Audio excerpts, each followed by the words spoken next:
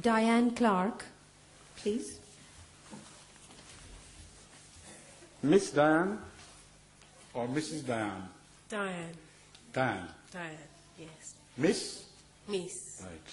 The question I'd like to ask is, in exactly what context is the coming of the promised Messiah mentioned in the Quran? Come closer. In exactly what context is the coming of the promised Messiah mentioned in the Quran? In what context the promised Messiah mentions his advent or what? Is mentioned in the Quran. What exactly is the context? I understand in Quran, but what in Quran are you particularly inquiring from me? He's coming. He's coming. Advent, this is why I said Advent. The advent of the promised Messiah, Right. here. Understand. Thank you very much. You happen to be an Ahmadi, I suppose? Yes. The way you have framed your question. Are you from the Gambia? No. From Nigeria? From Ghana? No, I was born in England. Huh? I was born here. She was born here. No, I mean the origin, before you came here. Nevis in the West Indies. That's where my parents are from. Right. Okay. Thank you very much. Hazrat Masih Maud al-Islam, the promised Messiah, has spoken of many verses in relation to his advent, which clearly speak of that future advent. Particularly, he brought to the focus of our attention one verse of Surah Al-Jumu, right in the beginning. In Surah Al-Jumu, I'll read the first three verses, and then you'll understand. With reference to that, I'm going to build my answer.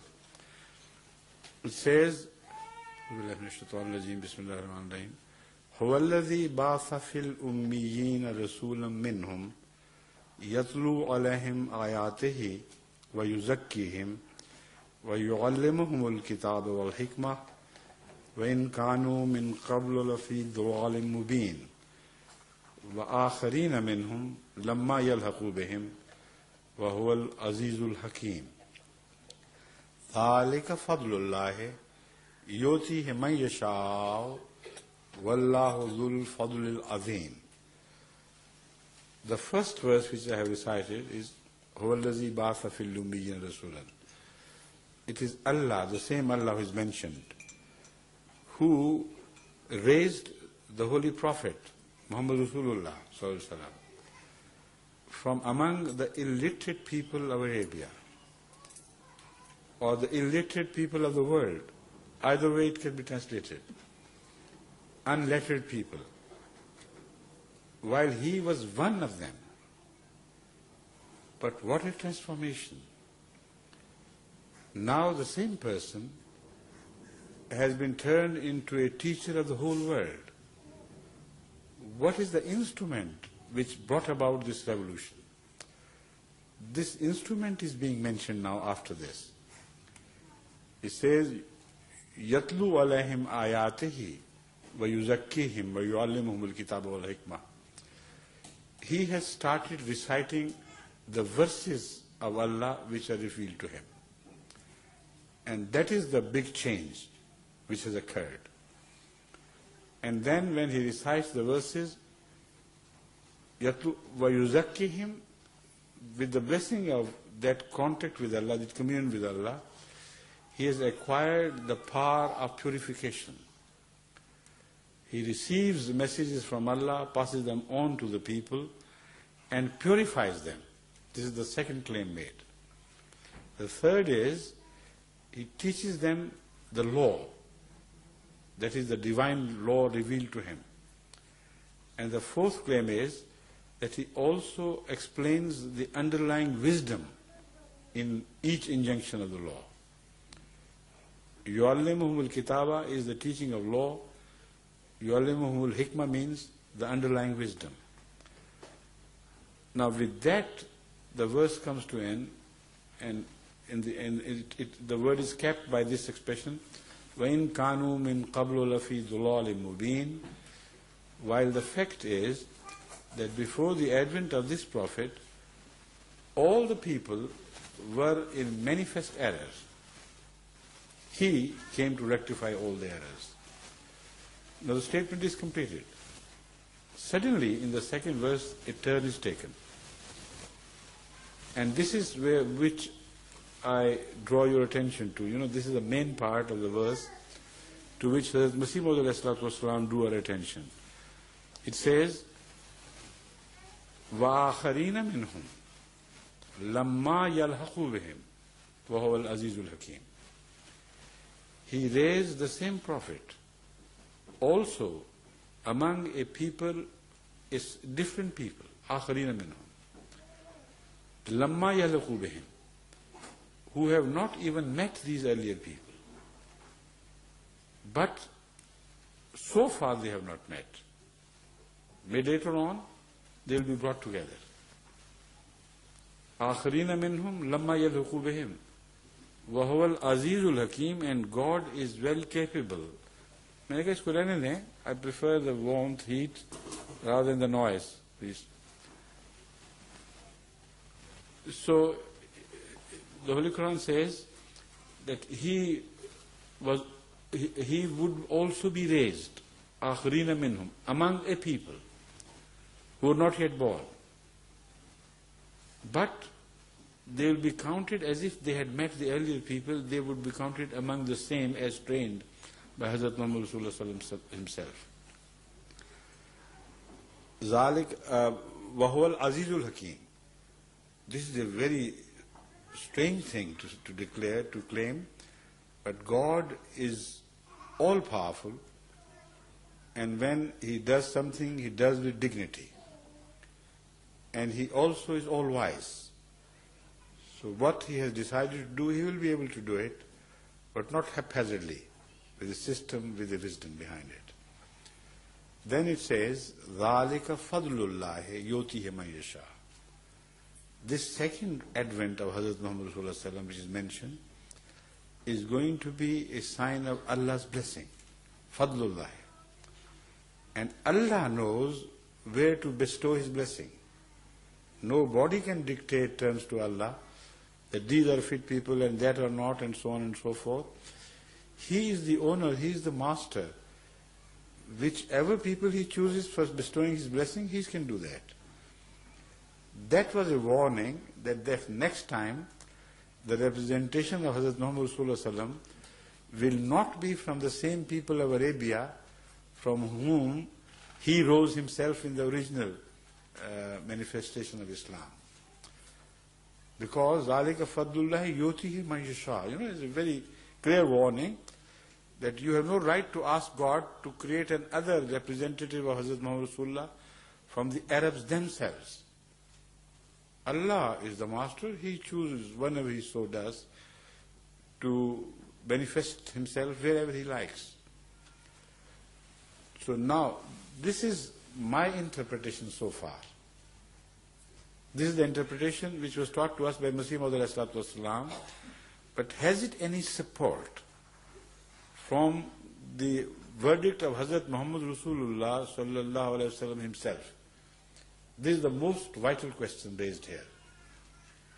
If we can support this understanding of the verse with a very clear verdict of Hazrat Muhammad Rasulullah sallallahu alaihi wasallam, as reported in the most authentic book of traditions, then there shouldn't be any hesitation on the part of Muslims to accept this. And now I'm turning to that. Now this is where Masih Maud and His coming, and the Mahdi and His coming and Advent are all mentioned in this verse.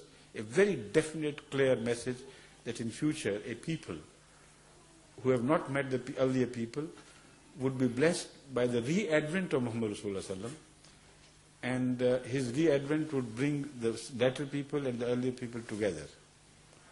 This is the blessing of Allah to whomever He bestows. It is His choice.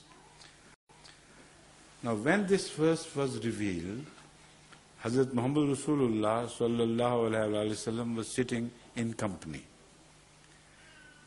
And when he recited these verses, people were naturally amazed, because the message seemed to be so strange, as if Muhammad Rasulullah sallallahu alaihi wasallam would come again, himself, in person. And all the beginning of Islam would be repeated once again, all over. So someone among them asked this question. He thought this is, of course, the accepted meaning, that he would come again. So instead of inquiring whether you would come again or not, he inquired among whom would it happen? Who would be the blessed people who would witness your re-advent? That was the spirit of the question. And the questioner asked, Man haulai ya Rasulullah? Ya Rasulullah, O Prophet of Allah, who would be those people, who were mentioned, among whom there would be the re-advent? Now imagine that the answer was regarding the nature and identification of the people among whom Muhammad Rasulullah would come. The answer is different, which means you have misunderstood the message. It is not the people to whom I would be sent again which are important. The important question is, why should I come again? Should I repeat my visit in person or in representation? And when I have come and the book has been perfected, why is there any need for any divine reformer to reappear? These are the valid questions. Now this is born out of the answer of Hazrat Muhammad Rasulullah, and it resolves all these questions plus something else. After hesitation for a while, when the question was repeated, he turned to Salman Farsi, a companion of Hazrat Muhammad Rasulullah sallallahu alaihi wasallam, who was from Persia, who was not Arab, and the only one among the company who was not an Arab. Remember this is very significant. He put his hand on the shoulder of Salman Farsi and said, Law kana al-imanu in the Ath-Thuraiyya lanalahu rajulun min haulai. Even if faith deserted the earth and ascended to Pleiades, to the constellation of certain stars, which are called Pleiades, in Arabic they are called Ath-Thuraiyya. So even if faith altogether deserted the earth and ascended to Pleiades, from among these people, there would be that man who would bring the faith back from the stars down to the earth. Very clear message that these verses are speaking of a messenger of Allah reappearing, but not in person. Because Muhammad Rasulullah could be from the people to whom Salman Farsi belonged. Salman Farsi belonged to a people of Persia. Muhammad Rasulullah belonged to the people of Arabia. So how could he come from among them? It was a clear message that this verse will be fulfilled in representation, not in my personal reappearance. Someone, a non-Arab, belonging to these people, would come in the latter days. The question as to why, is not the book perfect? Of course it was perfect. Are you not the last messenger till the end of the time to sway authority and to hold authority?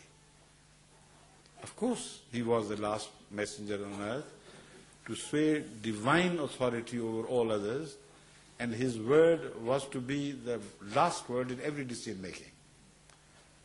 Then why there is a need for any other person?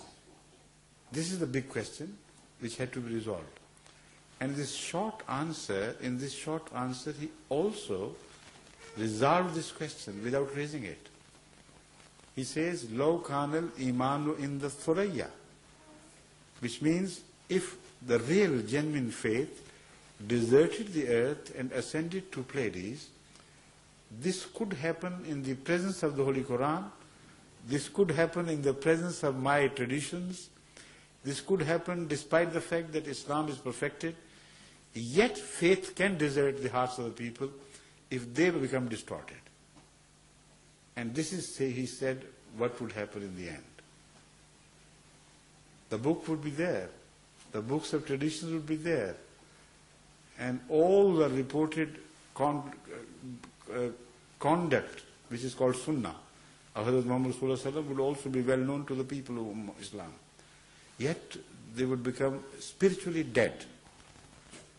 That is the reason why when the book being there fails to revive the people, there has to be a divine reformer to perform this object.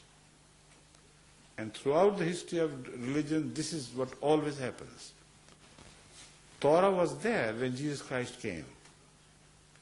It was still live as a, it was still a current authority which was valid and which had not been as yet written off by Allah. Because the Holy Qur'an repeatedly refers to the Bible and the people of the time of Jesus Christ and also at the time of Muhammad Rasulullah Sallam, raising the question, why don't you take your guidance from the Bible?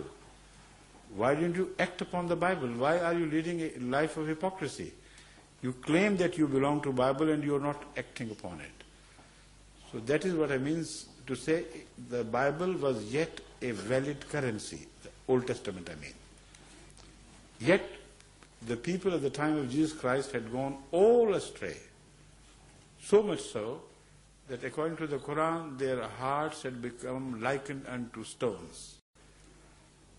What was needed to revive them was not another book, but a perfect exemplar. The one who would have communion with Allah, who would have spiritual contact with Allah, who would have that special quality to revive people from the dead, spiritually dead I mean. This exactly is the attitude of Hazrat Muhammad Rasulullah Sallam regarding to the future of Islam in answer to the question which was raised about this verse which I have quoted. The prophecy is in the Quran. Explanation of the prophecy is by Hazrat Muhammad Rasulullah Sallam. The explanation is found in the most authentic book of all the traditions, that is Bukhari Sharif. What better or stronger evidence would you require to find that Hazrat Masih Maud advent or the Imam Mahdi's advent, or if they don't accept him as that, at least they must agree, all the other Muslims, that the advent of a future promised reformer is mentioned in this verse of the Holy Qur'an. See? Now the question of who it would be is also resolved in such a beautiful way. As I told you earlier, all the rest in the company were Arabs. So if an Arab was to be chosen by God for representation of Hazrat Muhammad Rasulullah Sallam in the future days, then there were no dearth of Arab shoulders there. But the only shoulder Muhammad Rasulullah Sallam chose to put his hand on was a non-Arab shoulder. Some Shiites particularly object to this by pointing out, although there is a very strong hadith, which is also accepted by Shia books, but they have at least one objection against this. They say, all right, if this is true, then why do we find mentioned in hadith that the Imam Mahdi would be from the progeny of Hazrat Muhammad Rasulullah Sallam and from the children of Fatima? And as such, he would be Ahle Bayt. So how would you resolve this issue? Now this is a question which is very valid and it has to be answered. Don't you agree? Okay. Now the word or the term Ahle Bayt is a controversial term. Most Sunnis believe that Ahle Bayt means not only the blood relations or the direct progeny through blood of Hazrat Muhammad Rasulullah Sallam, but also, or perhaps preferably, all the people to whom he addressed himself who became his spiritual progeny, who accepted him with such sincerity and with such totality that they should be counted as Ahl Bayt. So there are spiritual Ahl Bayts and the literal Ahl Bayts, and the fight goes on between the two. as to what is meant by Ahl Bayt. In this context, fortunately for us, the issue is decided by Hazrat Muhammad Sallallahu Alaihi Wasallam himself. No controversy is left thereafter. You see, once during the time of the Battle of the Ditch, which is called the English name of of Jang-e-Ahzab, is Battle of the Ditch, the Battle of Ahzab. During that period, the question that Hazrat Muhammad Rasulullah himself required the people to stand in their family orders. Everyone who belonged to a certain family is to stand in line with that family. Salman Farsi has no relative. So out of courtesy, he could have been called to join his family or somebody else's family.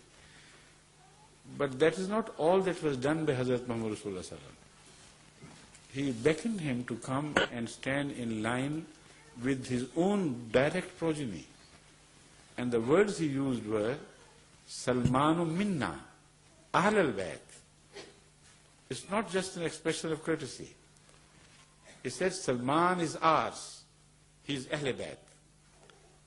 So the issue of Ahl Bayt is resolved by Hazrat Muhammad Rasulullah himself in relation to the only person whom he chose to represent as as belonging to the people from among whom the Mahdi would be raised.